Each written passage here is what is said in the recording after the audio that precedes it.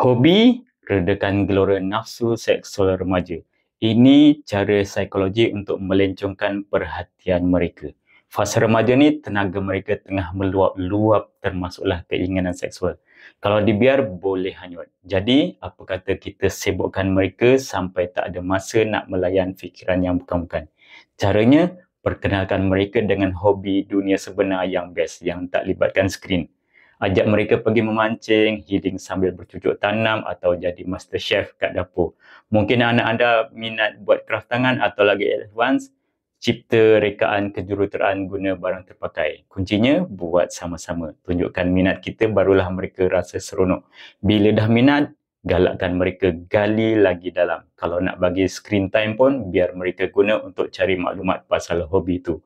Biar mereka biasa tengok cara buat kuih, teknik tanam sayur atau tutorial DIY. Memanglah kena keluar modal sikit beli joran atau set craft tangan. Tapi percayalah, pelaburan untuk hobi anak ni jauh lebih baik dan lebih murah kosnya berbanding membiarkan mereka hanyut sendirian depan skrin melayan gelora nafsu yang mereka sendiri tak faham.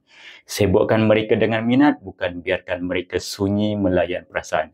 Apa lagi cara nak redakan gelora nafsu seksual remaja? Jemput follow, like, komen dan share dulu video ini.